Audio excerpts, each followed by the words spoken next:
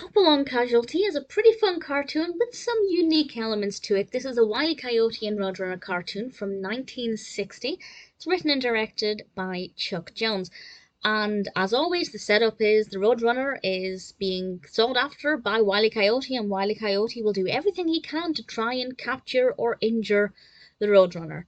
And we have several things involving dynamite. I feel like it wouldn't be a Wile E. Coyote Roadrunner cartoon if there was no dynamite. The one involving the cactus in particular, I quite enjoyed. I thought that was quite unique. At least the movements, the way, the sound effects, and the way it's hard to say without giving anything away, but the moment of impact I thought was quite effective. And I don't think I've seen that specific thing happening in a Wile E. Coyote cartoon before. So that I thought was an interesting use of the dynamite and not necessarily what I had expected to happen. There are a couple of other things that are very similar. We also have a pile of birdseed that's not quite birdseed. I'll discuss it with a spoiler warning in a moment, actually.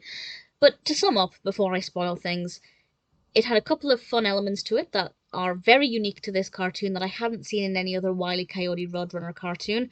The pacing was very good. One of the things he tries takes up the most time. I'd say it takes up maybe 2 minutes, whereas some of them take maybe 10-15 seconds. And that's not so much of a problem because I think it just shows that he's willing to try a lot of different things.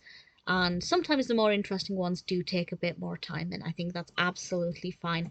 I enjoyed it. It's not my favourite Roadrunner cartoon, but I didn't mind it. So I guess a spoiler from now, I'll talk about a couple of things that particularly stood out to me. And the first one is the Christmas present wrapping machine. What a fantastic idea. Very creative. I was really keen to see what would happen with that, and I feel like the outcome was pretty good. The other most prominent aspect involves the earthquake pills and the fact that they did not work on the Roadrunner. I don't think they necessarily explained that clearly enough why it didn't work on the Roadrunner. I think maybe something to explain why that happened would have been useful, but obviously it very quickly moves on to Wile E. Coyote taking them and then the effects of that. And I thought it was a pretty interesting concept, and again, something that I think is quite unique to this cartoon. And the look of disappointment on Wile E. Coyote's face when he realised the earthquake pills didn't work on the Roadrunner was just adorable.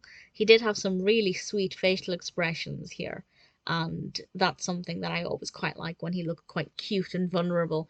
So it's a pretty decent episode. It's got a lot going for it. It's very creative.